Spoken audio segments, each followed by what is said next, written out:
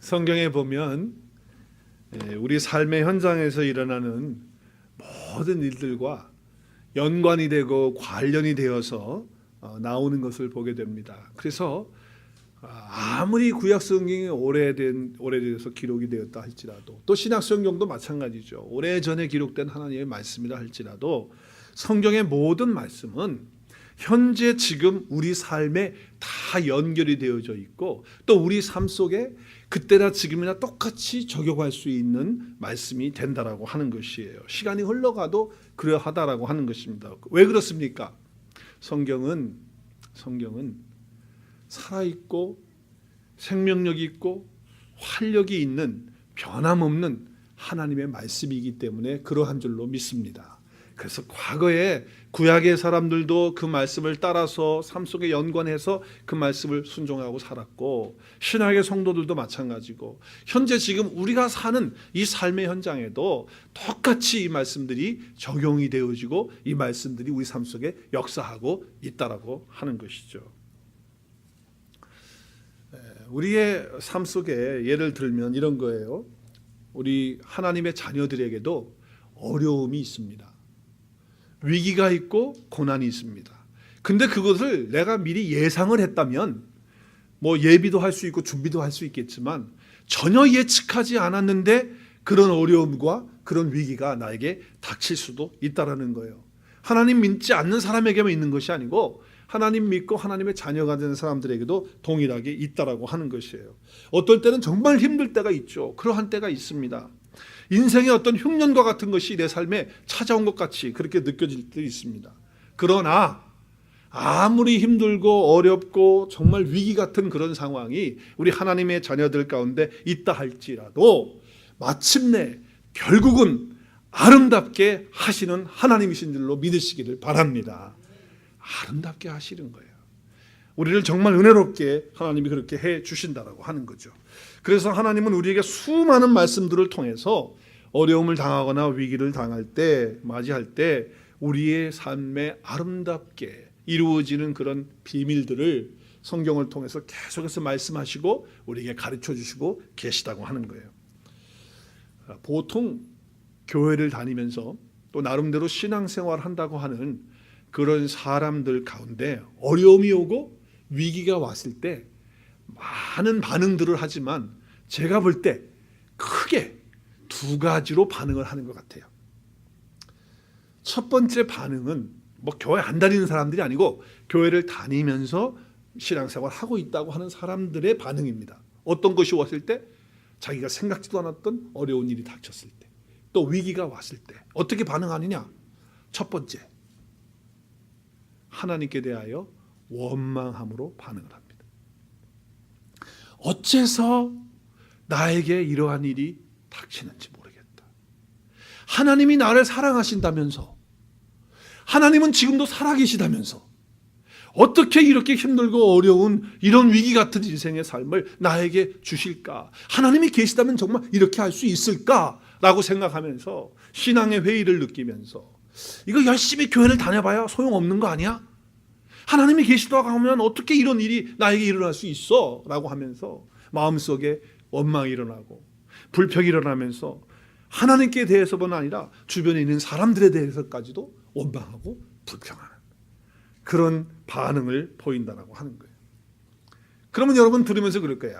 아무리 그래도 그렇지 뭐 어려운 일을 당해도 어떻게 뭐 하나님께 불평하고 원망하면서 결국에는 뭐 하나님 살아계신 거 맞아? 뭐 그렇게까지 갈 수 있을까라고 생각할지 모르지만, 정말로 여러분이 그런 위기와 그런 어려움을 여러분이 당한다고 한다면, 또 저도 그런 것을 당한다고 한다면 지금이야 뭐 설교를 들으면서 나는 안 그러지 뭐 그 정도까지는 가지 않을 것 같아 이렇게 생각할지 모르지만, 그 상황이 딱 마주치면 그렇게 될 수 있는 가능성이 높다라고 하는 거예요.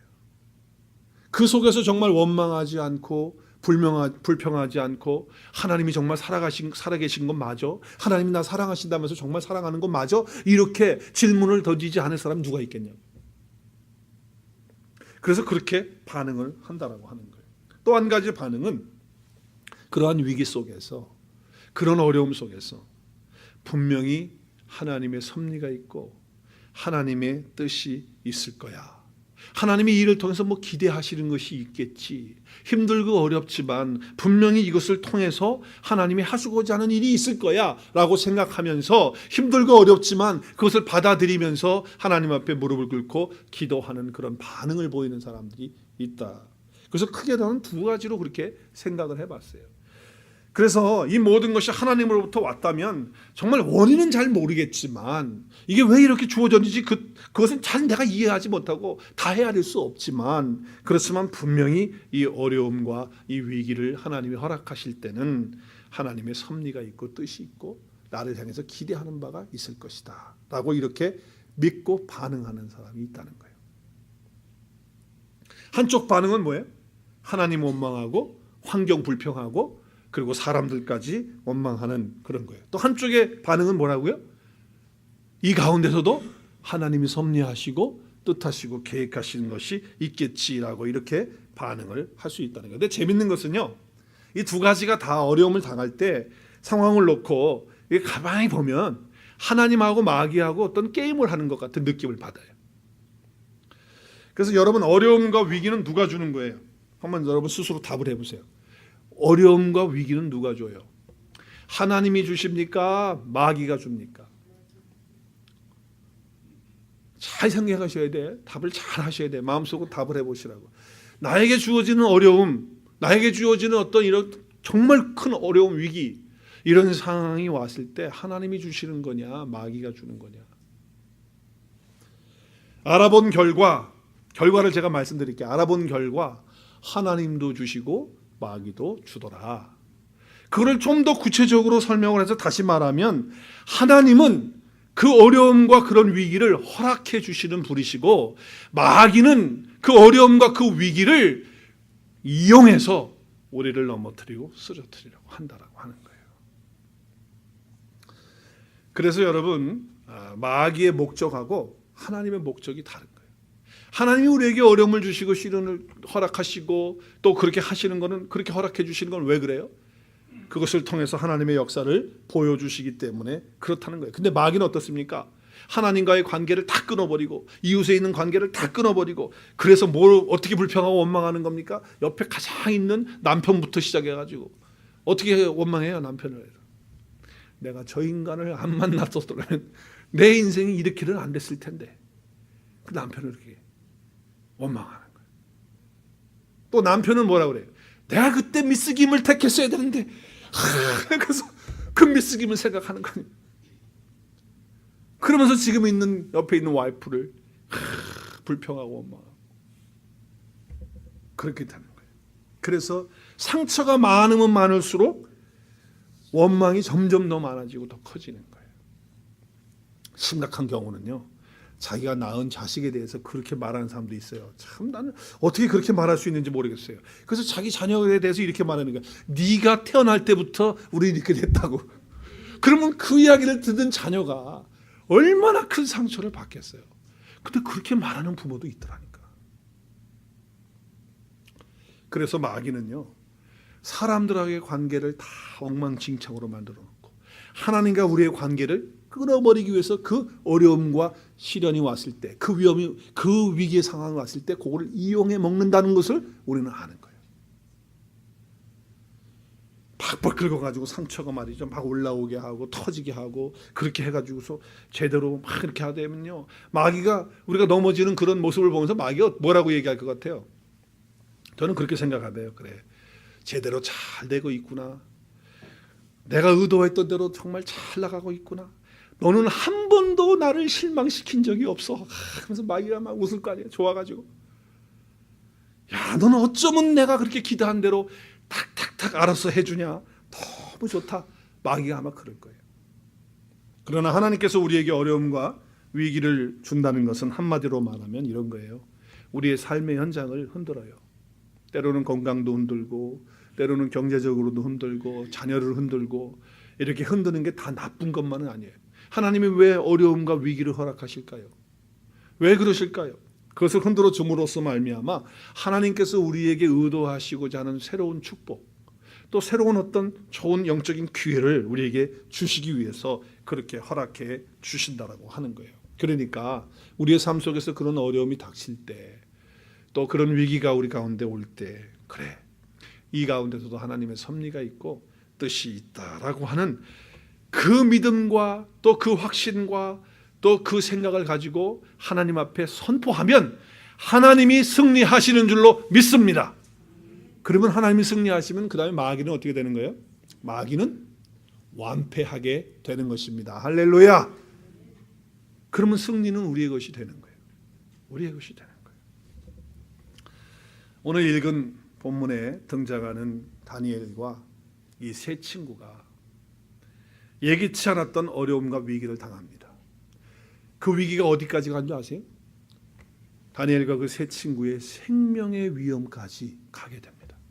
근데 다니엘이나 세 친구는 전혀 생각하지 않고 예기치 않았던 그런 일이 터진 거예요. 다니엘에게 전혀 예상하지 못했던 그런 일들이 나타나서 그들을 힘들게 하고 그런 위기 가운데 있게 하게 됐을 때 어떻게 그것들을 처리하고 또 그 사건을 통해서 하나님께서 오늘 나에게 주시는 구약의 그 다니엘의 시대의 이야기지만 그 얘기가 제가 서론에 말씀드린 것처럼 오늘 현재 내 삶에서 똑같이 적용될 수 있고 똑같이 역사되는 말씀이라고 한다면 오늘 이 말씀을 통해서 내가 어떤 메시지를 들어야 하고 또 어떻게 이 말씀을 적용해서 하나님께 영광을 올려드릴 수 있을까 하는 것들을 함께 생각해 봤으면 좋겠어요. 자, 오늘의 본문의 배경을 보면 이거죠. 이스라엘 백성들이 멸망하고 남쪽 유다도 멸망했습니다. 그리고 남쪽 유다를 바벨론이 멸망을 시키고 그리고 바벨론이 이제 헬라를 다 장악을 하고 세계를 정복했습니다. 그리고 유대에 있는 똑똑하고 또 지혜롭고 자기들이 볼 때 그리고 인재들을 다 골라가지고 앞으로 이제 식민지화하고 바벨론을 더 세력을 크게 하기 위해서 바벨론을 끌고 가서 그들을 특별 교육을 시키는 것을 그 플랜을 해가지고서 시도를 했습니다. 그때 끌려간 사람 중에 한 사람이 다니엘이고 또 친구들이 함께 끌려가게 되었던 것입니다. 그러니까 거기 바벨론에서 훌륭한 교육을 받고 맛있는 음식을 먹고 또 인재들로 키우는 그런 상황에 있었던 거예요. 그런데 어느 날 바벨론에 가장 왕성했던 그 시대가 느부갓네살이 통치할 때입니다.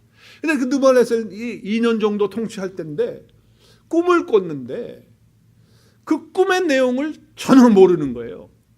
내용을 알아야 뭐 이거 해몽을 하든지 해석을 하는데 내용을 모르는 거예요. 꿈을 꾸고 났는데. 그래서 이 꿈을 꿨는데 마음속에 번민이 되고 이 꿈을 이게 무슨 내용일까 이게 궁금해가지고서 잠을 못 자요. 그 번민을 해요. 오늘 1절의 말씀이 그렇잖아요. 느부갓네살이 다스린 때가 몇 년 됐다고요? 2년 됐는데 느부갓네살이 뭘 꿨어요? 꿈을 꿨어요. 그런데 꿈을 꿨는데 그 꿈이 내용이 뭔지를 몰라서 마음이 번민하고 잠을 이루지 못했어요. 이 말씀을 보면 이해가 잘 안 돼요. 아니 뭐 꿈을 꿨는데 꿈 내용을 모른다고 무슨 뭐 번민을 하고 잠을 못 자고 그럽니까? 여러분 그런 적 있으세요?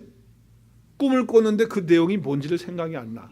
그래서 잠 못 자고 고민하고 번민하고 막 괴로워하고 그래 보신 적 있으세요? 없잖아요. 그런데 무슨 이런 일이 성경에 기록이 되어 있는지 참 이해가 안 된다 이렇게 생각할지 모르겠어요. 근데 그 내용을 보면 그 당시에 고대 근동에 있었던 그 상황을 보면 이런 거예요. 그 당시에 전설로 내려오는 얘기가 뭐냐면 꿈을 꾸는 것은 신이 그에게 뭘 전달해주고 또 이야기해주고 싶어서 하는 거라는 거예요. 그래서 그 꿈을 따라서 잘 해서 해몽을 해가지고 잘 살면 그 신이 기뻐가지고 많은 거 주고 복 주고 잘 되게끔 한다는 거예요. 근데 그 꿈의 내용은 뭔지도 모르고 그리고 꿈을 잘못해서 해몽한다든지 이렇게 되면 신이 노해가지고 벌을 준다라고 하는 그런 이야기들이 돌고 있었던 그런 시대예요.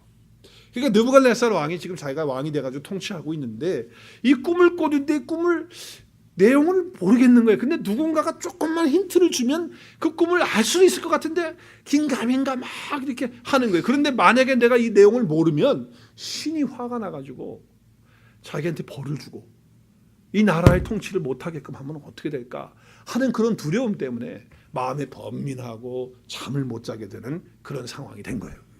그러다 보니까 이 꿈의 내용을 알아야 되겠거든요. 근데 평상시에 자기가 꿈을 꿨을 때는 내용을 알았어요. 그래서 뭐 박수들을 부르고 점쟁이들을 부르고 다 뭐 지혜로운 사람을 불러가지고 이 꿈의 해몽을 해달라 해서 해몽도 받고 그랬던 왕이에요. 그런데 지금은 뭐냐면 해몽이 아니라 내용을 모르는 거예요. 내용을. 그래서 답답해가지고 어떻게 했냐면 오늘 2절에 보니까 왕이 그의 꿈을 자기에게 알려주도록 어떻게 했어요? 박수 무당도 부르고 그 다음에 술객 마술사 또 마법사 부르고 또 점쟁이도 부르고 그리고 갈대아 사람들은 바벨론 사람들이에요. 바벨론 술사들 이 별을 보고서 뭐 이렇게 오늘의 운세 따지고 뭐 그런 거 있잖아요. 천문 뭐 그런 걸 통해서 천문학자들 같이 그렇게 해서 그런 거 하는 사람들을 다 불렀어요. 그래서 왕 앞에 세운 거예요. 그래서 왕이 얘기합니다. 근데 이제 자기들이 왕이 부르니까 오늘 그냥 해몽을 또 해달라고 하는 거니까 내용 대충 듣고 우리가 알아서 좋은 얘기 많이 해드리고 오자 뭐 대충 그런 거 아니겠어요? 그래서 이제 갔는데 이 상황이 다른 거예요. 해몽이 아니야. 이제 뭐예요? 꿈 내용을 알려달라는 거예요. 근데 한 번도 그런 적이 없는데 그래서 지금 황당해가지고서 이거 어떡하지? 자기들이 할 수가 없는 거예요. 그래서 신통하다는 사람들은 다 모아가지고 왔는데 꿈의 내용을 얘기하라니까 아무도 얘기를 할 수가 없는 거예요. 그래서 왕이 말합니다. 오늘 5절과 6절에 보면 너희들 괜히 뭐 이렇게 내가 확실하게 명령하는데 만약에 내 꿈의 내용하고 그 해몽을 해준 것에 대해서 알려주지 않으면 어떻게 한다고요? 너희 몸을 칼로 토막을 낸다는 거야. 토막을 내. 그리고 집도 불질러가지고 그냥 하나의 거름 텃밭으로 내가 만들어버리겠다 말이지. 어마어마한 얘기를 하는 거예요. 왜냐면 지금 신이 노하면은 자기도 죽고 지금 나라가 다 멸망하게 생겼으니까 지금 발등에 불 떨어진 거예요. 느부갓네살 왕이. 그러면서 6절에 뭐라고 말합니까? 만약에 너희가 내 꿈의 내용을 말해주고 해몽을 해줄 수 있다면 그 다음에 어떻게 돼요? 선물도 주고 상도 주고 영광스러운 그런 명예를 주겠다. 그러니까 꿈과 해몽을 다 한꺼번에 말해보라 이런 거예요. 큰일 난 거예요 이제. 그냥 해몽해 줄 때 대충 그냥 자기들이 감 잡아가지고서 그동안 했던 걸로 했는데 이 내용을 모르는데 만약에 내용을 얘기했는데 왕이 막 그거 아니야 그랬으면 어떻게 됩니까? 칼로 토막을 내는 거예요 지금. 그러니 이거 어떻게 하면 좋겠냐. 그래서 이제 어떻게 돌려댈 수도 없고 이제 그런 상황 속에서 마음이 너무 아팠던 거예요.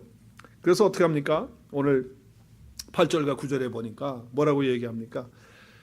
왕이 상당히 똑똑해졌어요. 뭐라고 말해요? 왕이 대답합니다. 이제 보니까 너희도 가만히 보니까 내가 확실하게 말하는데 괜히 지금 시간 끌려고 좀 그렇게 하지 마라. 그래가지고 대충 뭐 얼무 부려가지고서 그럼 왕이 좀 시간 지나면 잊어버리겠지. 이제 그러면 뭐 대충 넘어가는 거 아니야? 이딴 생각하지 말라고 탁 부러지게 얘기하는 거예요. 그래서 너 내 뜻을 분명히 알고 너희들 이렇게 하라고 아주 강력하게 지금 느부갓네살 왕이 말하니까 지금 큰일 났어요. 이 술사들이 큰일 난 거예요. 그래서 뭐라고 그래요? 술사들이 뭐라고 얘기하냐면 이렇게 얘기해요. 한 번 다시 왕한테 얘기하는 거예요. 왕 앞에 와서 다시 왕이요. 이건 좀 아닌 것 같습니다. 지금까지 이래에 우리나라 왕 가운데 우리 권력자들 가운데 한 번도 이렇게 내용을 알려달라고 한 사람은 아무도 없습니다. 이건 너무하신 것 같습니다. 그러면서 11절에 뭐라고 얘기하냐면 이렇게 얘기하잖아요. 왕이 하시는 건 너무 드문 일인데 육체와 함께 거하지 아니하는 신들 외에는 그러니까 신만이 왕이 꾸었던 꿈을 알 수가 있지 우리는 육체를 가지고 있는 신이 아니기 때문에 우리는 할 수 없습니다. 이렇게 얘기하니까 왕이 더 화가 난 거예요. 왜 더 화가 났을까요? 그동안의 지뢰들이 해몽을 해준다 그러면서 이렇게 얘기했거든요. 신께서 우리에게 계시를 줘서 해몽을 해준다고 이딴 식으로 얘기했는데 지금 뭐라고 그래? 이건 못합니다. 이거 신만한. 그러니까 이게 자기가 속았다는 생각 때문에 이 느부갓네살 왕이 더 속에서 화가 나가지고요. 12절 말씀 보세요. 함께 읽을까요? 12절 시작. 왕이를 말미암아 진노하고 뭐예요? 통분해가지고 그 다음에 뭐라고 말합니까?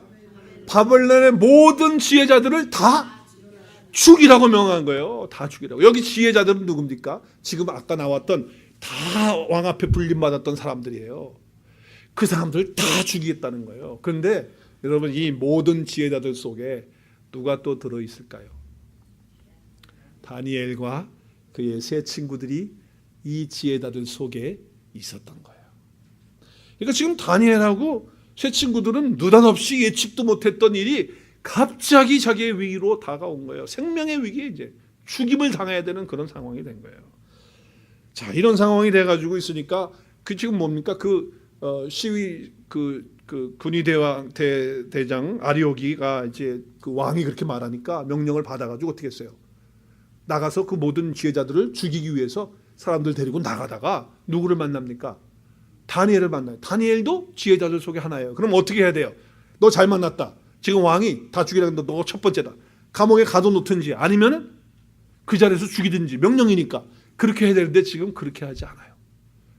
그리고 다니엘에게 야, 너 지금 다니엘을 보니까 막 흥분해가지고 막 이러고 있으니까 아리오기요, 왜 무슨 일입니까? 왜 이렇게 지금 당황하시고 계십니까? 이렇게 물으니까 다니엘이 이야기를 하니까 설명을 해주는 거예요. 지금 왕이 여차해서 꿈을 못해서 대문에 해가지고 다 제자들 불렀는데 짜짜짜짜 해가지고 지금 왕이 완전히 머리끝까지 화가 나가지고 다 제자들 죽이라는데 그 속에 임마 너도 있어 임마 지금 이러고 있는 거예요. 그래서 다니엘이 명철하고 지혜로운 말로 이야기를 합니다. 저는 여기서 이런 생각을 해봐요.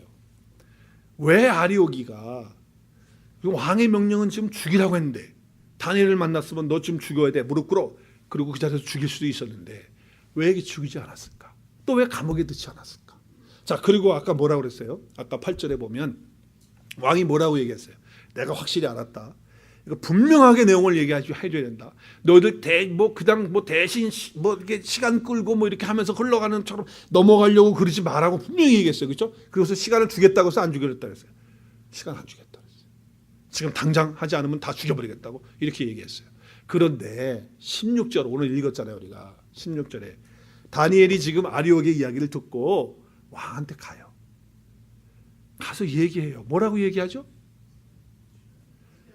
요즘 말로 말하면 조금 저에게 기한을 주시면 시간을 좀 주시면 빌미를 좀 주시면 그럼 어떻게 한다고요?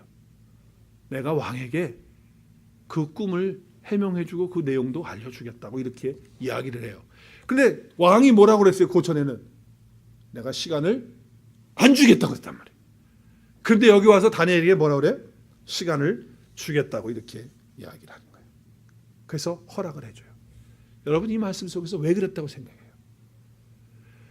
아니 지금 아리옥도 그렇고 다니엘도 그렇고 지금 왜 왕도 그렇고 왜 다니엘에게 이렇게 후하게 이렇게 해줄까요? 이유가 뭘까요? 그 이유는요, 다니엘의 그 삶 속에 하나님으로 그 속이 꽉 차 있었기 때문에 하나님의 은혜와 사랑과 말씀으로 그 속에 가득 차 있었기 때문에 그 속에서 나오는 어떤 영향력 때문에 신뢰감을 주는 거예요. 그리고 호감을 주는 거예요. 그리고 요즘 말로 말하면 매력을 주는 거예요. 매력. 그러니까 지금 뭐예요? 보통 사람들은 겉으로는 번지르르하게 이렇게 하지만 그게 속이 텅 빈 사람들을 만나면 우리가 저놈은 믿을 수가 없어. 그렇죠? 그러니까 그렇게 한단 말이에요. 그런데 그게 아니라는 거예요. 그 속이 비어 있는 거 아니고 속이 꽉 찬 사람이었어요. 그래서 옆에 있는 사람들에게 뭘 주는 거예요? 신뢰를 주고 호감을 주고 그리고 그 마음속에 매료를 느끼게끔 그렇게 만든 거예요. 우리 옆에 있는 분들은 한번 얼굴을 좀 보시면서 어떻게 보시면 좋겠습니까? 어떻게 이렇게 매력이 있으십니까? 한번 인사하게. 어떻게 이렇게 매력이 있으십니까? 이렇게 어떻게 매력이 있어요? 이렇게 호감이 가십니까? 어떻게 이렇게 믿을만 하십니까? 말이죠. 아주 매력적이시네요. 이렇게 돼야 되는 거예요. 우리 그리스도인들은요. 정말 이렇게 매력적인 것이 있어야 돼요. 이런 것이 있어야 일단 우리 가운데 어떤 어려움이 오고 어려운 시기, 어려운 위기가 우리 앞에 왔을 때 그것을 풀 수 있는 첫 번째 단추가 된다라고 하는 거예요.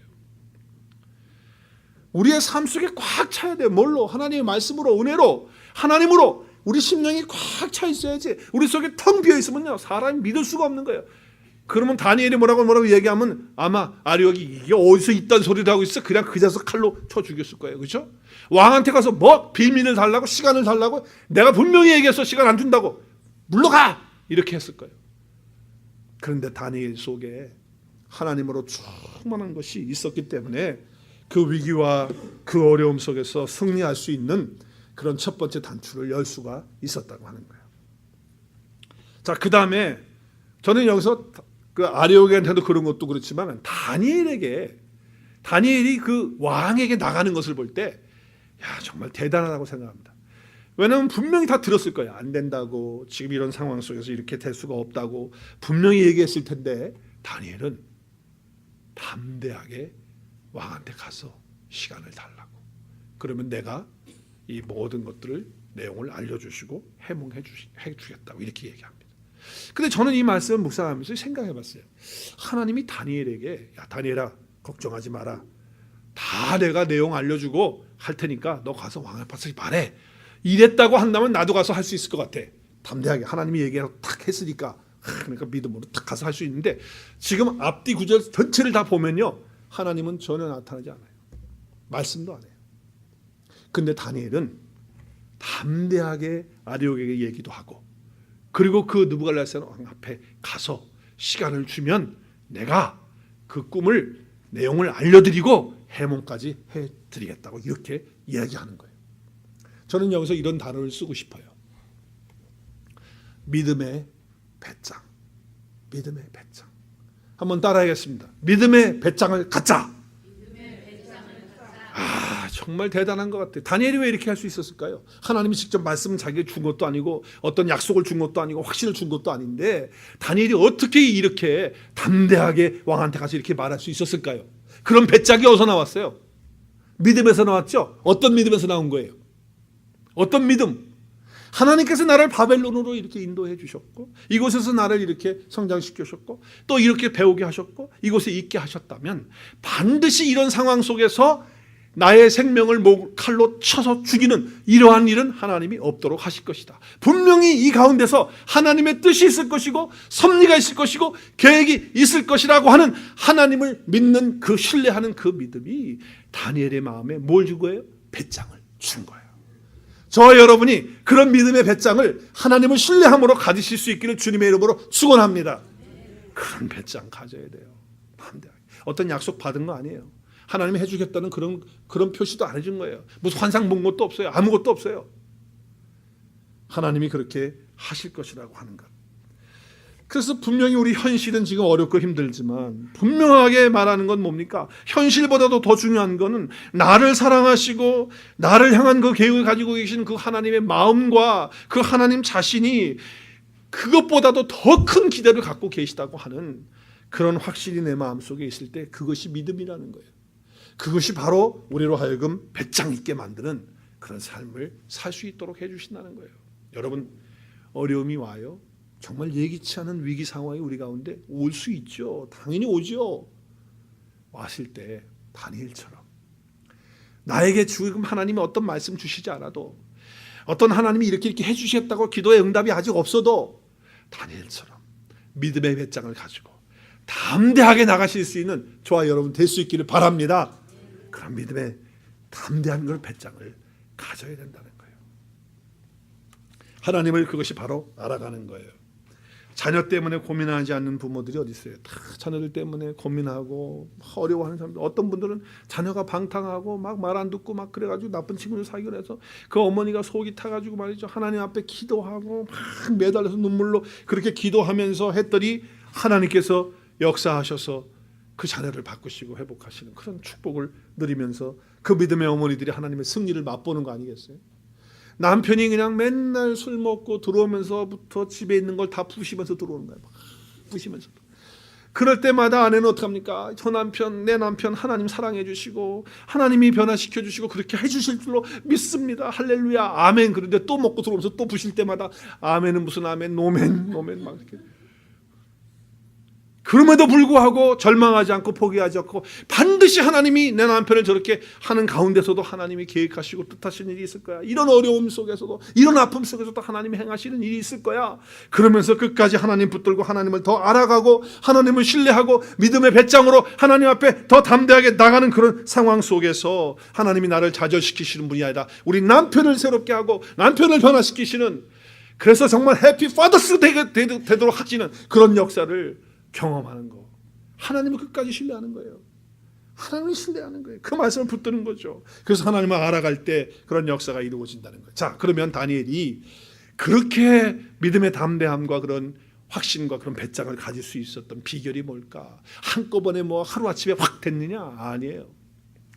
우리 좀 몇 장 넘어가 보면 다니엘이 느부갓네살 신상을 만들어 놓고 거기 절을 하라고 그러고 이제 막 그러잖아요. 그런데 도장을 딱 찍어서 왕의 도장을 조서에 찍어가지고서 붙여놨단 말이에요. 그걸 다 알았어요. 그리고 어떤 신에게도 절하지 말고 기도하지 말고 자기가 만들어 놓은 신에게만 그렇게 하라고 그랬어요. 그걸 다 알았어요.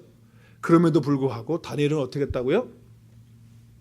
예루살렘으로 창문을 열어놓고 어떻게 했어요? 전에 하던 대로, 그게 제일 중요한 거예요. 매일매일 하던 대로 하루에 몇 번씩? 3번씩 어떻게 했어요? 하나님 앞에 무릎 꿇고 기도하면서 하나님을 생각하면서 하나님을 묵상하면서 자기 마음속에 계속해서 하나님을 담으면서 하나님의 은혜에 감사하는 그런 시간을 계속 가지면서 하나님과 밀접한 그런 영적인 교제를 가졌기 때문에 그 안에서 영적인 파워가 나온 줄로 믿습니다. 거기에서 담대함이 나오는 거예요. 거기서 하나님을 신뢰하는 믿음이 나오면서 배짱이 두꺼워지는 거예요. 팍 두꺼워지는 거예요. 그 무서운 느부갓네살 왕이 그 조서에다 도장을 찍었어도 담대해지는 거고, 느부갓네살 왕이 그거 안 된다, 시간 못 준다 그래도 나는 나가서 시간 달라고 이렇게 담대하게 말할 수 있는 그런 사람이 되어진다라고 하는 거예요.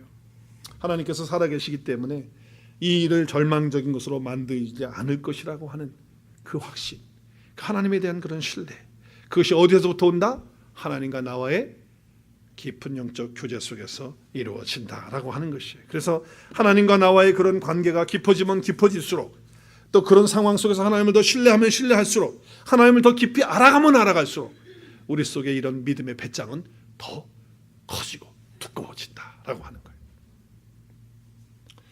자, 예기치 않은 이런 어려움과 위기를 당할 때, 좌절할 때 하나님께서는 살아계시고 또 하나님께서 역사하신다고 하는 그런 은혜를 다니엘이 보는 거예요. 자, 보세요.